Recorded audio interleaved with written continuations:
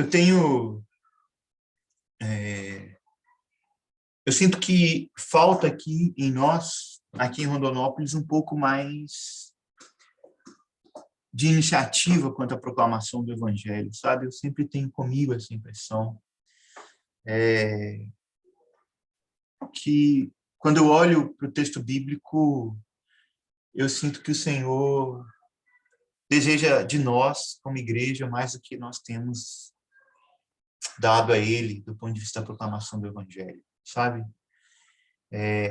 Essa é uma sensação que sempre está comigo do ponto de vista da minha própria vida pessoal, como eu também penso a respeito de nós, né, como vida de corpo. Eu queria enfatizar algumas coisas com vocês. É interessante como Mateus, Lucas e Marcos, eles abordam a questão da proclamação do Evangelho de alguns aspectos diferentes, né? Eu queria que a gente abrisse em Marcos 16. A ordem é a mesma, mas parece que o foco, a ênfase que cada um deu à proclamação do Evangelho muda um pouco, sabe? Marcos 16 é um texto muito, muito conhecido. Ele fala... A gente poderia começar do 16:15, perdão. E disse-lhes: vão pelo mundo todo e preguem o Evangelho a todas as pessoas. Quem crê e for salvo, quem crer e for batizado será salvo, mas quem não crer será condenado. E estes sinais acompanharão os que crerem. Em meu nome expulsarão demônios, falarão novas línguas, pegarão em serpentes, e se beberem algum veneno mortal, não lhes fará mal nenhum. Imporão as mãos sobre os doentes, e estes ficarão curados. Bem, a ênfase de Marcos é sobre ir e pregar o Evangelho a todas as pessoas, né? Ou a toda criatura, e de pregar o Evangelho a toda criatura. Parece que aqui a ênfase é tanto na pregação que ele também fala que aqueles que crerem, ao pregar o Evangelho, eles vão manifestar o poder do Espírito Santo na proclamação do Evangelho, ao fazerem isso. Então, é como se ele dissesse, vão, preguem o Evangelho a todas as pessoas, porque Deus vai acompanhar vocês com sinais, vai confirmar a palavra dele através de sinais. E eu sinto que uma das coisas interessantes a respeito da proclamação do Evangelho é que quanto mais a gente intensifica a proclamação, mais a gente tem experiências desse tipo com as pessoas, sabe? Às vezes em que eu mais tive experiência de ver manifestação de poder de Deus, assim, curando pessoas, ver demônios se manifestando na vida das pessoas e tal, foi exatamente em momentos em que eu estava num contexto de proclamação assim, intensa do Evangelho, sabe? Então, eu realmente creio que isso é uma verdade. Embora a gente busque a manifestação do poder de Deus no meio da igreja, quando oramos uns pelos outros, para que Deus cure os enfermos, que Tiago fala, né? Se houver alguém enfermo entre vocês, chame os presbíteros, unge com óleo, e o enfermo, e a oração do justo salvará o enfermo. É uma verdade isso também, mas me parece que o Senhor dota a igreja de dons espirituais que se manifestam, sobretudo, na proclamação do Evangelho, para manifestar mesmo o reino de Deus às pessoas, sabe? Quanto mais a gente intensifica o contato com pessoas sem o Senhor, mais oportunidade Ele nos dá de manifestar esse poder aí que acompanha aqueles que creem. Isso é uma primeira coisa. Quando a gente olha para Lucas, a ênfase parece estar em outra questão. a gente pega o Evangelho de Lucas de um modo geral, ele aborda mais algumas coisas. Primeiro, arrependimento. Lucas fala muito sobre arrependimento, em várias situações. Em situações práticas mesmo, até. E também, Lucas também dá uma ênfase do ponto de vista de que nós precisamos fazer o bem ao proclamar o Evangelho, atentar para o pobre, para o necessitado. E também, Lucas, no capítulo 9, vamos abrir no capítulo 9 aí, eu acho interessante que ele fala algumas coisas, ele tanto trata do envio dos 12, como ele trata também do envio dos 70. É Lucas 9 e Lucas 10. E ele dá um pouco mais de detalhes a respeito do envio que Jesus fez aos discípulos. E aí, eu vou pegar só Lucas 9, só para a gente ter uma ideia. Ele fala assim, olha, 9:1, reunindo os 12, Jesus deu-lhes poder e autoridade para expulsar todos os demônios e curar doenças. E os enviou a pregar o reino de Deus e a curar os enfermos. E disse-lhes, não levem nada pelo caminho, nem bordão, nem saco de viagem, nem pão, nem dinheiro, nem túnica extra. Na casa em que vocês entrarem, fiquem ali até partirem. Se não os receberem, sacuda a poeira dos seus pés quando saírem daquela cidade, como testemunho contra eles. Então eles saíram e foram pelos povoados, pregando o evangelho e fazendo curas por toda parte. Lucas vai também registrar que Jesus alertou os discípulos a respeito de perseguições que eles sofreriam, para que eles fossem para o meio, ao saírem, que eles fossem simples, como pombas, astutos como serpentes, que eles estavam indo como ovelhas no meio de lobos. Ele faz abordagens desse tipo. Maiores detalhes assim a respeito da proclamação, da maneira como os discípulos estavam sendo enviados. Quando a gente pega Mateus, queria que a gente abrisse em Mateus, versículo 28, é um texto que a gente tem memorizado, né? Mas eu queria ler com vocês outra vez.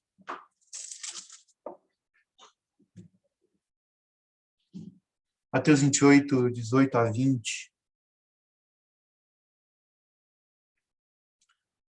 Vejam que, tanto em Marcos como em Mateus, essa ordem, a ordem de ir e pregar o evangelho a toda criatura, e agora aqui a ordem de ir e fazer discípulo de todas as nações, ela é enfatizada por Jesus bem na hora em que ele está para ser elevado ao céu. Antes, assim, bem antes, assim, no momento ali, a impressão que dá é que no momento em que ele vai ser levado aos céus, ele traz isso para os discípulos. Eu queria ler de novo esse texto com vocês. Então, Jesus aproximou-se deles e disse: foi-me dado todo o poder e autoridade nos céus e na terra. Ide, portanto, fazei discípulos de todas as nações, batizando-os em nome do Pai, do Filho e do Espírito Santo, e ensinando a guardar todas as coisas que vos tenho ordenado. E eis que estou convosco todos os dias, até a consumação dos séculos.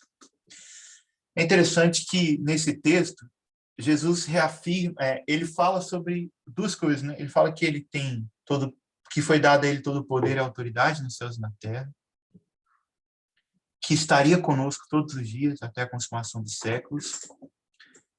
E isso faria muito sentido para enfatizar, por exemplo, aquilo que Marcos fala, sabe? E aqueles que crerem, em meu nome expulsarão demônios, né? Curarão, imporão as mãos sobre os enfermos, eles serão sarados, pegarão serpentes e escorpiões, não lhes fará mal. Por quê? Porque todo o poder e autoridade tinha sido dado a Jesus. Mas Mateus registra isso para dizer uma outra coisa. Ele fala assim, olha, ide e fazei discípulos. A ênfase de Mateus parece que é na continuidade da obra, sabe? Parece que a ênfase de Marcos é no pregar e manifestar o poder de Deus na proclamação. O de Lucas é no que deveria se atentar nesse momento da proclamação. E parece que a ênfase de Mateus é para qual é o objetivo dessa proclamação, sabe? O que se fazer a partir daí, sabe? O objetivo era fazer discípulos. O objetivo da proclamação do evangelho é fazer discípulos. Essa é a ordem que Jesus nos deu, porque foi isso que ele também fez, né? E fazer discípulo não se limita nem a pregar o evangelho e nem batizar, né? Em nome do Pai, do Filho e do Espírito Santo. Fazer discípulo é fazer aquilo que Jesus fez com eles, ensiná-los a guardar todas as coisas, como Jesus se esforçou tanto em fazer com os discípulos, né? Então, e aí, olha só que interessante. Esse ide aqui, a maioria das versões fala vão ou ide, né? Que tem que tem a ênfase mais de uma ordem de saída, assim, né? Mas alguns entendem que esse termo aí também poderia ser traduzido como indo, sabe? Indo. Façam discípulos de todas as nações.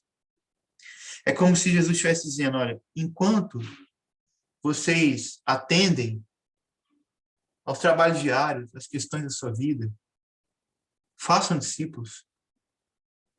Sabe assim, não é essa ideia dá uma ideia mais conectada com o fato de que nós precisamos estar o tempo inteiro atentos ao fato de que nós somos chamados para fazer discípulos. Esse ide não é só um envio meio distante, assim, ó, sabe? É um ide no sentido de indo. Você ir viva para me agradar, é como se fosse, né? Viva para me agradar, eu estou com você todos os dias, viva para mim. Enquanto você faz isso, você vai fazendo discípulos. Entendeu a questão aqui? E eu sinto que muitas vezes a proclamação do evangelho, às vezes, fica um pouco desconectada dessa questão para nós, sabe? É uma coisa que precisa encher o nosso dia a dia. A gente vê nisso, não é uma coisa assim que a gente precisa fazer de uma maneira meio separada, uma atividade à parte daquilo que a gente vive. Mas o testemunhar de Jesus é algo que nós temos que manifestar em todo o tempo, em todas as circunstâncias, para com todas as pessoas. Sabe? Não só de um ponto de vista de pregar o evangelho, mas também do fazer discípulos. Que um irmão, uma pessoa se converte, a partir daquele momento, a gente vai fazendo discípulo, né? No relacionamento, no convívio, né? No exemplo. Essa me parece que é a ideia de Jesus aqui. Não é uma coisa assim, meio que... Não é uma coisa solta, assim, sem foco e objetivo, mas também é algo que apela a uma vida realmente dedicada a isso, a isso.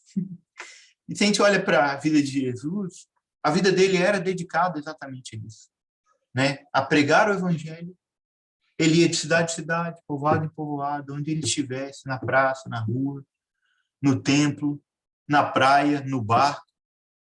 Ele estava em todo o tempo pregando o evangelho, né? Ensinando as multidões, né? E nós precisamos. Outra coisa que, para mim, essa ideia de indo traz é uma ideia de que nós estamos em contato com as pessoas, sabe? Isso é uma outra coisa que eu acho interessante, sabe? Indo, se expondo na vida às pessoas, aos relacionamentos, é aí mesmo que a gente vai manifestar Cristo, sabe? No convívio mesmo com as pessoas, no nosso dia a dia, sabe? Samuel, Oi? Eu lembrei daquele texto de Deuteronômio que fala para a gente levar, né, inculcar nos nossos filhos, né, Exatamente, Michel. pessoas, né? Indo, Aham. andando, trabalhando, dormindo, acordando, comendo, em todo o tempo. Na verdade, é o nosso testemunho, ele tem que falar mais alto, né? E que o nosso testemunho venha fazer com que seja uma proclamação verdadeira para que outros se convertam através do meu testemunho, né? Aham. Não tem como eu separar a hora que eu vou ser mãe, a hora que eu vou ser cozinheira, a hora que eu vou ser discípula, Exatamente. né? Entendeu? Aham. Sim, Então, sim. todo, não tem como eu separar isso. Então, se eu vou comprar um sapato, eu estou indo comprar um sapato, mas é um discípulo indo comprar um sapato. É. Eu estou indo trabalhar, é um discípulo indo trabalhar e tendo que testemunhar, né? Assim, fazendo com que seja um fluir natural, né, da gente. Né? Exatamente. Tem que lembrar, assim, que não tem como a gente separar, Samuel, não tem essa separação. Não tem como. Né? Se a gente viver verdadeiramente o evangelho do Senhor na nossa vida, né, o governo dele é a minha vida, então tudo meu converge em ser um verdadeiro discípulo, uma testemunha dele. Não tem como a gente fazer essa separação, só que a gente precisa usar disso todas as oportunidades que a gente tem de estar enfatizando isso, né? Isso. E Samuel? Oi. Lá em Tangará, o Edmar trouxe algumas coisas sobre isso. Aí eu estava olhando a anotação que eu estava conversando, outra coisa que o Igor ele mandou aqui, eu fui conferir se batia alguma coisa e achei algo interessante aqui. Batia não, né? Comparando, né? Aí, enfim, aqui o Indo ele fez uma ligação com a palavra constância e frequência. Né? Porque da palavra Indo, né? Então, assim, são palavras que esclarecem um pouco mais.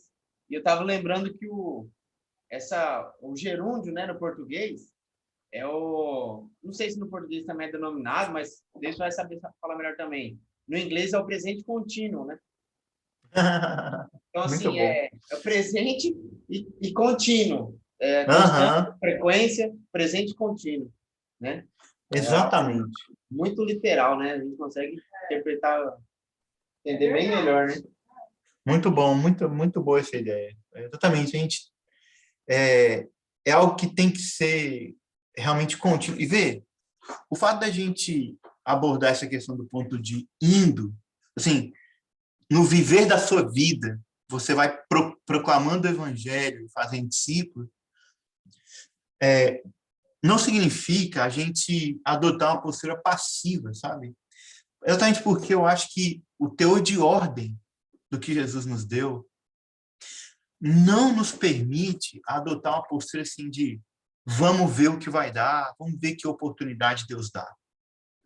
Me parece que a postura desse ide, ou vão, ou indo, façam, dá uma ideia, dá uma conotação de movimento em direção a alguma coisa, sabe? É como se Deus quisesse de nós que a gente estivesse se movimentando na direção do que Ele quer. Nunca simplesmente adotando uma postura assim, vamos ver, quem sabe surge uma oportunidade, sabe? É aquele negócio que o Alex comentou no encontro de domingo. O Alex falou assim, não, eu estava lá, mas que eu estava assim, vou focar em dirigir meu caminhão, sabe? Mas aí o que acontece? Esse Espírito Santo foi incomodando ele. Disse, não, filho, você não está aqui para focar em dirigir caminhão.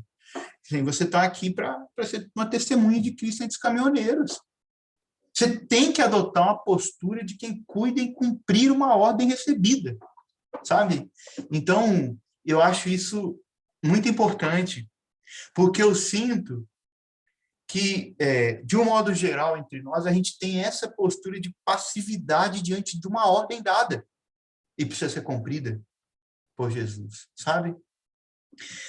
Na religião, esse negócio é muito forte, porque especialmente porque há uma tendência de sempre raciocinar assim, olha, eu vou chamar as pessoas para que elas venham às reuniões da igreja, aos cultos e tal, de dois pontos de vista, tanto para que elas se locomovam na minha direção, como também do ponto de vista de que tem outro que é capaz de fazer isso e eu não. É o pastor, é o evangelista, é o apóstolo. E isso não está de acordo com a ordem que Jesus deu a cada um de nós, sabe? É um movimento tanto de quem tem iniciativa de cuidar e cumprir, como de quem vai até o outro. É interessante a gente pensar isso, sabe? Olha só, quando a gente pensa na postura de Jesus, ele falava muito, vinde a mim, vem e segue-me. Mas onde que ele estava falando isso, né? Ele estava aonde? Ele estava na beira do mar da Galileia, dentro do barco, com os pescadores, para dizer, venham, e eu vou fazer de vocês pescadores de homens. Não é verdade? Ele não estava lá no mesmo lugar da praça todo dia, esperando e chamando as pessoas para um lugar específico. Ele estava lá no meio, no face a face, no cara a cara, ali pegando na mão da pessoa, dizendo, vem, segue-me. Tirando ela, é o contrário, tirando ela dali, puxando ela para fora, sabe? É interessante a gente pensar isso, queridos. A religião colocou um pouco dessa passividade em nós, dessa ideia de que eu preciso levar você em algum lugar, você precisa ir até algum lugar que você vai ter suas respostas. Não é isso. A ideia é que a gente vá e pregue o evangelho à pessoa e chame a pessoa a seguir a Cristo. Entende? E tem uma ideia interessante sobre isso que o Ivan Baker fala, eu acho muito legal. O Ivan Baker, ele fala o seguinte, que as pessoas, não faz sentido a gente, por exemplo, a gente tem muita tendência a fazer assim, ó, fulano, você não quer ir lá na reunião de domingo? Mesmo entre nós, queridos. Eu não estou falando dos outros, não. Eu vejo que isso muitas vezes é entre nós, essa postura. Vai lá na reunião nossa de domingo, fulano. E o Ivan Baker fala um negócio interessante. Ele fala assim, ó, queridos, nós estamos proclamando para quem está aprisionado, cego e morto espiritualmente. Em tese, as pessoas não virão até nós. Quem está livre, vendo e ressurreto dentre os mortos, ressurreto por Jesus, somos nós. Nós que recebemos vida. É nós que temos que ir até elas. Sabe? E é interessante a gente pensar isso. Queria que a gente abrisse em Lucas 4.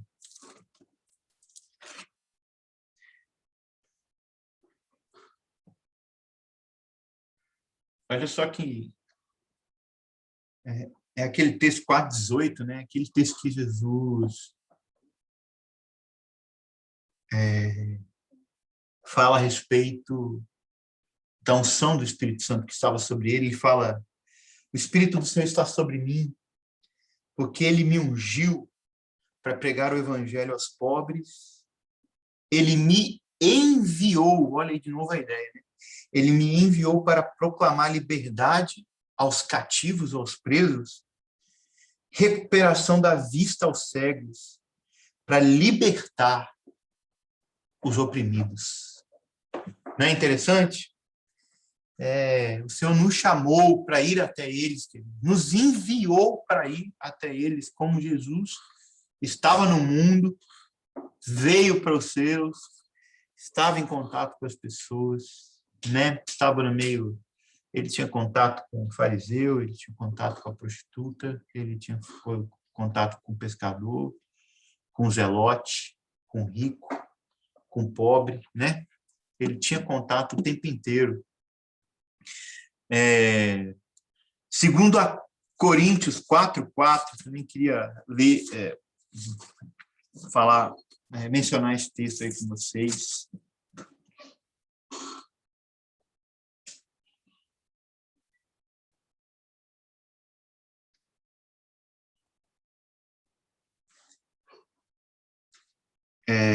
Fala assim, olha,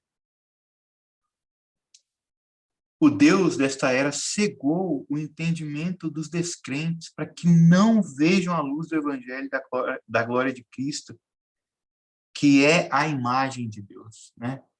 Você vê, né? Eles estão... Paulo fala em Efésios 2:1 que nós estávamos mortos nas nossas transgressões e pecados, né? Essa era a nossa situação, e essa é a situação das pessoas, estão cegas pelo Deus deste século, que cegou o entendimento delas, né? O Senhor nos enviou para libertar os cativos. Agora, olha só que interessante, né? Foi um outro texto que foi compartilhado também, eu acho que foi o João que compartilhou esse texto, Romanos 10, vamos abrir de novo aí, ler de novo, porque você vê, quando Paulo fala sobre a armadura, olha só que coisa interessante, queridos. Quando ele fala sobre a armadura, não é o texto aqui de Romanos 10, mas só para abrir o seu texto, quando ele vai falar sobre o pé, o que ele fala lá? As sandálias da prontidão do evangelho da paz, não é assim? É engraçado que o evangelho está relacionado, meu amigo, com prontidão e caminhada, com locomoção, não é verdade? É um negócio que te faz andar, né? Te permite andar bem, sabe? E aqui, o texto que o João leu no domingo, ele fala assim, olha, versículo 15, né? Romanos 10, 15.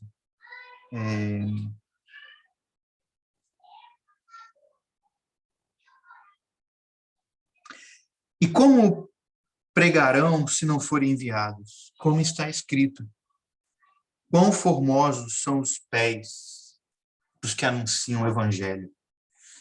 Muito interessante isso aí. Por que essa ideia do evangelho na vida cristã está relacionada com o pé? Não é verdade?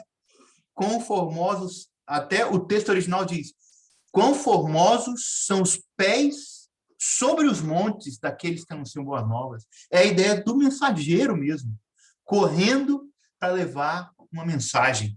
Não é verdade? Então, ou seja, esse ide de Jesus, ou indo, traz a ideia de que é nós que precisamos nos locomover em direção ao perdido. Amém? Isso coloca em nós a ideia de que nós precisamos ter uma atitude prática de nos locomovermos. E Jesus é um exemplo nisso. Os pés de Jesus se movimentavam incansavelmente. Belo dia eles estão lá, na casa lá, acho que é da sogra de Pedro, se eu não estiver enganado. Se ajuntam a grande multidão ao redor da casa, e ele cura muita gente na cidade. E aí, de madrugada, ele acorda para orar, os discípulos acordam, procuram por ele, e ele tinha saído para orar de madrugada. Quando ele retorna, os discípulos falam, nossa, nós estávamos te procurando, Jesus. Ele fala assim, bora, vamos embora que vamos partir para outros povoados e aldeias para que eu cumpra o papel que o pai me deu. Ele não estava, é como se houvesse uma inquietude em Jesus a respeito dele ir e levar o evangelho a todas as pessoas. Né? Samuel. Oi? Samuel, quando você citou aí sobre as sandálias da preparação do evangelho, esse texto aí mesmo, ele fala que o evangelho ele é para ser revestido com uma armadura, né? E a armadura, ele vai citando os componentes, que é a couraça, o capacete, a espada, o escudo, o cinturão, né? Então, isso aí nada mais é do que o Senhor nos ensinando que, de fato, para esse evangelho, para esse reino, não é um negócio para ficar parado, é para ir para uma luta, para uma guerra, para uma batalha, né? É um fato também que chama atenção, porque existe um processo de não ficar mais do mesmo jeito, né? Não ficar mais aonde está, porque toda guerra ela vai de um lugar para o outro, né? Ela muda constantemente, o tempo todo ela está em deslocamento, né? Então, é um outro fato interessante também, lembrar desse texto. Amém, Will. E também queria ir acrescentando sobre essa ideia de como é impossível, diante da ordem que Jesus nos deu, a gente adotar uma postura de espera, que é João 15, 16. É um texto interessante também.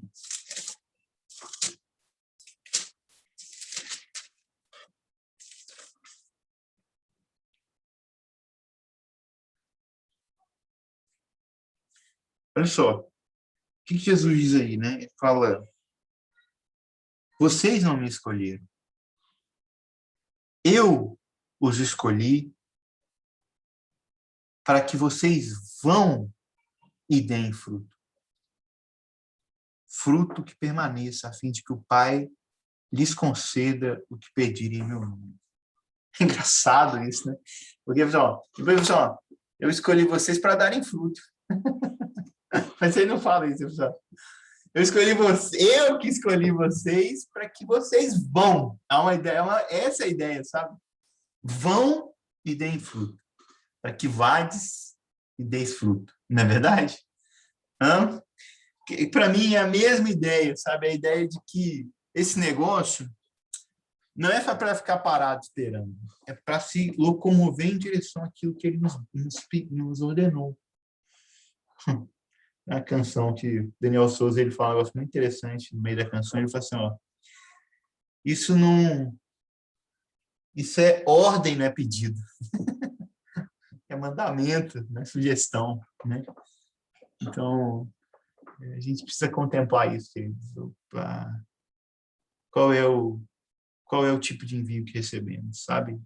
É a prontidão, essa é a ideia, né? A prontidão. Está pronto em todo tempo para estar fazendo aquilo que nós recebemos.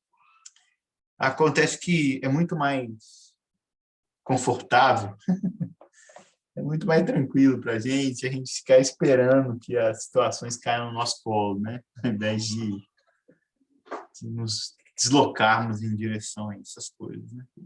As pessoas. Samuel, Oi? tem um outro texto que eu só não estou me lembrando aqui, eu estou procurando aqui, só que não encontrei até agora. Uhum. Se eu não me engano, está em Lucas, ou no livro de Marcos, que ele diz assim que o Senhor manda os discípulos e de graça nós recebemos e de graça nós também devemos dar. Agora eu não estou lembrado onde é que é aqui. Acho que é Mateus 8. Quer ver? Que ele envia os discípulos, né? Aqui, ó. É Mateus 10, exatamente no contexto de ordem que ele recebe. Mateus 10, versículo 7 e 8. É exatamente isso, sabe? Por onde vocês forem, preguem essa mensagem. O reino dos céus está próximo. Curem os enfermos, ressuscitem os mortos, purifiquem os leprosos, expulsem os demônios. Vocês receberam de graça. Deem também de graça. É esse texto, Will? É esse texto. E ele fala aí, né? Por onde vocês forem, né? É uma ordem de ir mesmo, de fato. Uhum.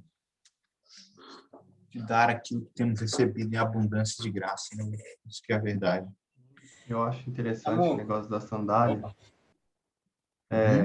Que a sandália ela tem duas características, né? A sandália do Evangelho, ela traz estabilidade para uma pessoa. Por exemplo, se estiver molhado, né? Se ela usa um chinelo, ela não escorrega. Estabilidade, né? E mobilidade. Ou seja, faz com que ela possa se adaptar aos vários tipos de terrenos. Quando ele usa a figura da sandália, ele está falando da figura de uma armadura de um soldado de guerra romano, né? E cada peça tem a sua função. E os exércitos romanos, eles eram conhecidos por sempre pegar os exércitos inimigos de surpresa. Eles se moviam de um lugar para outro, faziam emboscadas e tudo mais. E eles tinham essa mobilidade que era facilitada por conta das sandálias que eles usavam. E o que eu quero dizer com isso? muitas vezes as situações que nós estamos vivendo não são favoráveis para que o evangelho seja propagado de alguma maneira. Não são favoráveis, o terreno não é favorável, né? A gente está limitado em determinadas situações, ou mesmo o solo para onde a gente está jogando a semente, né? As pessoas também podem oferecer certa resistência, mas essa mobilidade que a sandália dá, é que a gente precisa pensar que é necessária, a gente se adaptar, né, a esses terrenos diferentes e também a estabilidade que vai trazer essa constância, né? A estabilidade faz com que a gente não caia, né? Uma queda, algo assim, gera um atraso, um Verdade. prejuízo, né, para o serviço, né? O cara tá indo guerrear, ele cai no meio do caminho, né? E ele não consegue levar. E também dá velocidade, porque quando os mensageiros em geral, quando a Bíblia fala sobre mensageiros, em geral eles iam correndo para dar a notícia. Eles não iam andando, eles iam realmente correndo. Porque eles precisavam chegar primeiro, né? Uhum. E isso é uma coisa interessante, né? Porque precisa chegar primeiro. O Satanás está aí, na verdade, trabalhando no mundo há muito tempo. As estratégias que ele usa são muitas delas conhecidas, né? Mas ele é muito esperto, né? Às vezes a gente perde um time, né? Uhum. Por conta disso. E o evangelho Verdade. precisa ser dinâmico, né? E às vezes a gente perde um time mesmo. Isso já aconteceu, né? E, enfim, essas características aí que eu estava tentando lembrar também. Bom demais, Davidson. Muito interessante essa ideia da mobilidade e velocidade, né? Quantas vezes, queridos, eu já não tive a sensação de que nós perdemos o timing com pessoas que estavam dispostas a ouvir o evangelho, sabe? E eu vejo que às vezes a gente amarra a nossa própria cabeça uma ideia de que vou encontrar essa semana, aí da outra semana que eu vou encontrar de novo com a pessoa, sabe? Ou então a gente amarra na nossa cabeça, às vezes, um formato de proclamação, que às vezes a pessoa, tem pessoa que ela é muito disposta de ouvir, ela ouve uma exposição mais alongada, mas tem gente que eu preciso ser objetivo e logo no ponto que a gente precisa expor, ou que ela está precisando, na proclamação. E a gente, às vezes, fica, às vezes, se alongando em tratar alguma coisa, em proclamar algum ponto, que às vezes nós precisávamos ser mais dinâmicos na proclamação, sabe? E, obviamente, que essas coisas a gente só consegue ir ganhando dinamismo e experiência proclamando muito. Como a gente proclama pouco, a gente leva muito tempo para ganhar essa essa capacidade, sabe, de se adaptar a situações rapidamente e tal. É muito interessante essa ideia da sandália, da prontidão do evangelho da paz, sabe?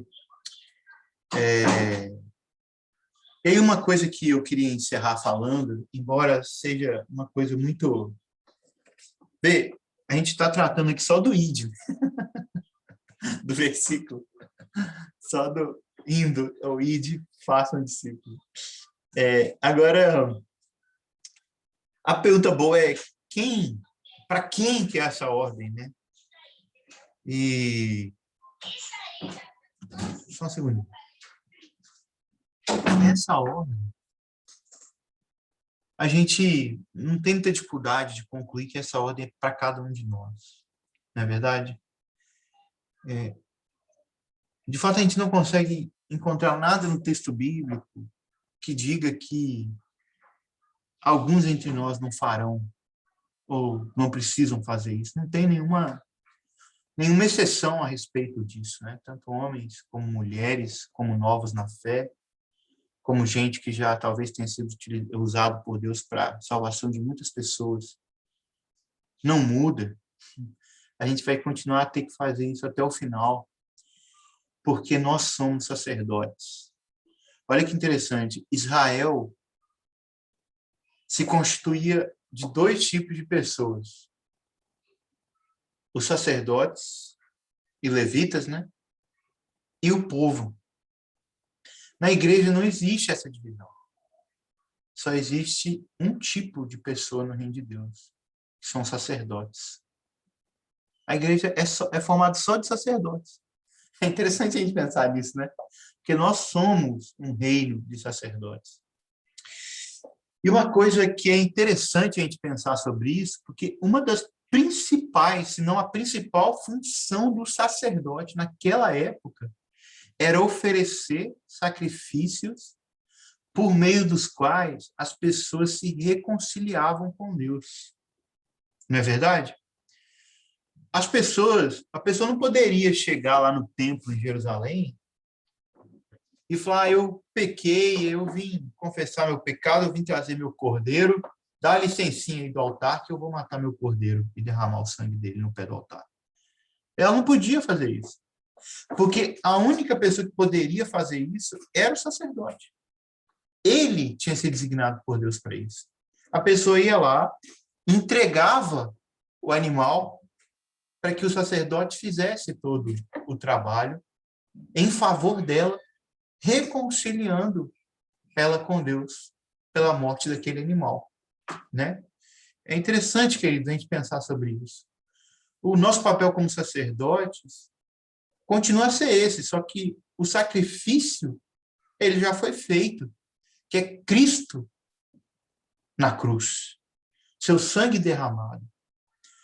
O nosso sacrifício não é mais de animal, a gente não vai sacrificar, o máximo que nós podemos fazer é sacrificar nós mesmos, em alguma medida, para levar o evangelho para aquela pessoa, seja expondo o nosso tempo, abrindo mão de coisas na nossa vida, de tempo com família, de ganhos financeiros. Há um nível de sacrifício aí mínimo diante do sacrifício de Jesus. Mas a gente tem que lembrar disso. Isso é trabalho de sacerdote mesmo, reconciliar a gente com Deus. Paulo vai expressar isso, vamos abrir em 2 Coríntios, capítulo 5. Esse é papel de todos os discípulos, porque todos nós fomos feitos sacerdotes. Amém? Para quê? Para chamar as pessoas a se reconciliarem com Deus, apresentando a elas o sacrifício que foi feito por elas para que elas fossem reconciliadas com Deus. Samuel, Oi? as cartas foram escritas para a igreja, não era só para quem estava ali, sei lá, liderando. É só para os presbíteros, né? Exatamente. Para todos, não é? Com certeza. Quando Jesus fala nos evangelhos também, quando ele fala, ele não está falando só para aqueles 12 que estão seguindo Exato. ele fala para todo mundo, né? Isso mesmo, Michela. Uma das cartas de Paulo, ele fala assim, olha, quero que vocês leiam essas cartas, não só aí entre vocês, mas também lá em Laodiceia. Ele fala assim, ó, depois que essa carta for lida entre vocês, façam que também seja lida na igreja dos laodicenses, e que vocês igualmente leiam a carta de Laodiceia. Ou seja, fica óbvio que a carta não era só para os presbíteros, é para toda a igreja. Onde que tá, Samuel? Está em... Deixa eu achar aqui de novo. Eu li rapidão aqui, fechei. Colossenses 4, versículo 16. Mas o texto que eu ia ler é 2 Coríntios, né? 5, ele fala assim, olha, versículo 18, né? Tudo isso provém de Deus, que nos reconciliou consigo mesmo por meio de Cristo e nos deu o ministério da reconciliação. Foi dado a nós. Ou seja, que Deus, em Cristo, estava reconciliando consigo o mundo, não levando em conta os pecados dos homens. E nos confiou a mensagem da reconciliação. Portanto, somos embaixadores de Cristo, como se Deus estivesse fazendo o seu apelo por nosso intermédio. Por amor a Cristo, lhes suplicamos, reconciliem-se com Deus. Por quê? Porque Deus fez por pecado por nós, aquele que não tinha pecado, para que nele nos tornássemos justiça de Deus. Amém? Então, a gente tem, queridos, nós continuamos como sacerdotes a buscar ou atuar para a reconciliação dos homens com Deus por meio do sacrifício de Cristo Jesus. É o sangue dele que nos reconcilia as pessoas com Cristo. Nós estamos apelando por meio da proclamação do Evangelho que as pessoas se reconciliem com Deus. Amém? Então, por isso que cabe a todos nós. Pedro, não vou abrir aqui, a gente sabe de cor, né? 1 Pedro 2,9. Vocês são sacerdócio real. Não vou citar os outros caras, né? Vocês são sacerdócio real para que finalidade? Para quê? Para anunciardes as virtudes, as grandezas daquele que vos chamou das trevas para a sua maravilhosa luz. Novamente, né? A ideia de sacerdócio ligada com a proclamação do Evangelho, né? Sacerdote para quê? Para anunciar as grandezas, para proclamar as virtudes do nosso Jesus. Amém? E há uma outra conotação para isso, que é o fato de que nós somos sacerdotes, mas tem outra característica que o Senhor atribuiu a nós, que é o fato de que nós somos testemunhas, né? Todo discípulo é uma testemunha, não é só um sacerdote, é uma testemunha também, né? E é interessante a gente pensar o seguinte, Atos 1, né, 8, que é o melhor texto que fala sobre isso aí.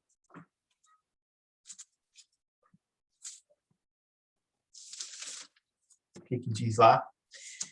Mas recebereis poder ao descer sobre vós o Espírito Santo, e sereis minhas testemunhas, tanto em Jerusalém, como em toda a Judéia e Samaria e até os confins da terra. Você vê que Jesus deu o Espírito Santo para que nós fôssemos testemunhas dele, fôssemos capacitados por Deus para testemunhar de tudo aquilo que temos visto e ouvido. E é interessante que lá em Atos 2, quando Pedro vai falar, ele fala porque a promessa, né? Ele está falando sobre o derramado do Espírito Santo lá, ele fala assim, porque a promessa é para vós, para vossos filhos, para todos os que estão longe, a todos quantos o nosso Deus chamar, né? É todos. A todos foi dado o Espírito Santo. A todos o Senhor deu poder por meio do Espírito Santo de sermos testemunhas de Jesus em todos os lugares. Amém? Então nós recebemos investidura de poder do Espírito Santo para sermos testemunhas de Jesus. Samuca, Oi? lá em Tangará também, quando o Edmar estava falando sobre o assunto, se eu não me engano, isso que eu estava conversando com o Igor, né? É nesse texto, na palavra de poder, aí do original, dínamo. Uhum. Não sei se alguém tem ciência disso aí, né? É dínamo mesmo, né? Isso, aham. Aí ele foi explicar, no grego, né, Samuel? Exatamente. Aí ele foi explicar, né, do dínamo, deu aquele exemplo da bicicleta e tal, que dá a energia, né? Aí, então, receberão o aparelhinho de fazer energia, entendeu? Aquilo que te dá força é o Espírito Santo. Então, você só tá ali. Aquilo que te traz a energia, que te traz a fonte, né? O que gera energia, enfim. É o Espírito Santo, né? Aí ele usou também o exemplo do violão, né? Pegou o violão, é um instrumento. Então toca violão. Aí o violão não toca. Ele precisa que alguém manuseie ele, né? Através dele, através do instrumento, reproduza o som, faça música, né? Então é através do Espírito. Amém, amém. É nele que está poder de explosão, né? Dinamite.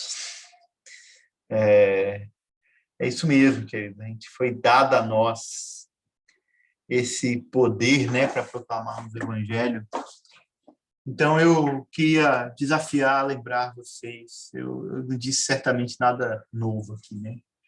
Então, eu queria lembrar vocês a respeito dessas coisas, eu queria encher a lembrança, encher o coração de vocês.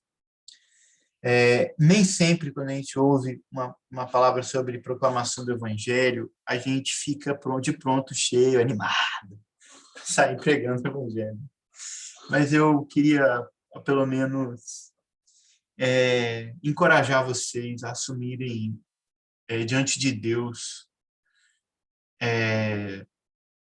uma busca por Ele verdadeira, por isso, sabe? Para que Deus mude a nossa realidade.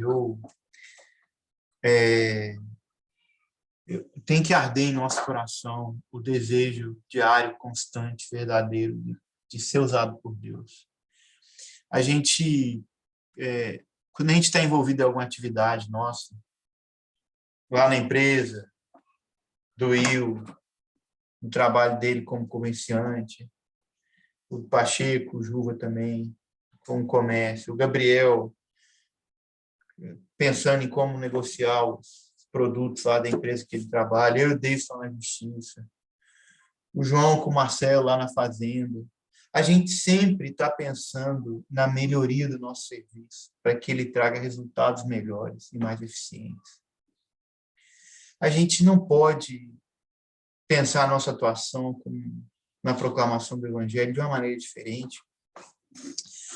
A gente tem que se encher desse desejo, como eu posso aperfeiçoar? O que quando eu estou abordando as pessoas, elas não se interessam pelo Evangelho? O que eu posso estar...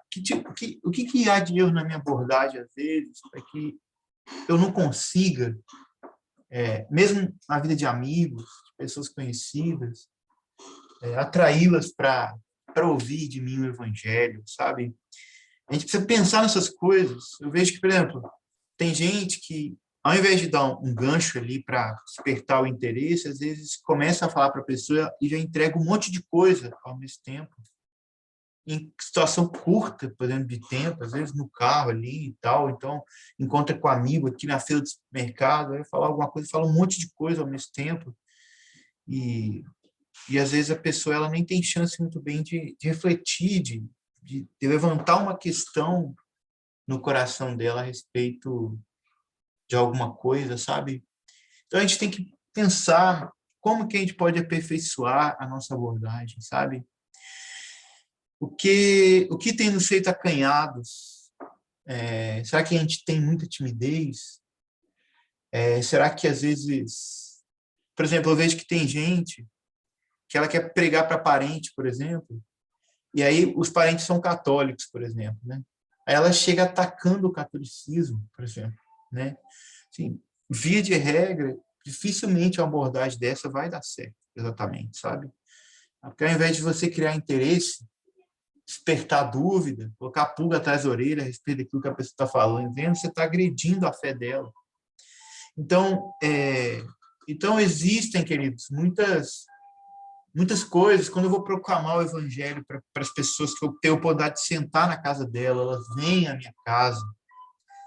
Por exemplo, como que eu tenho apresentado? Existe, obviamente, a questão de depender do Espírito Santo. Não tem proclamação do evangelho sem poder do Espírito.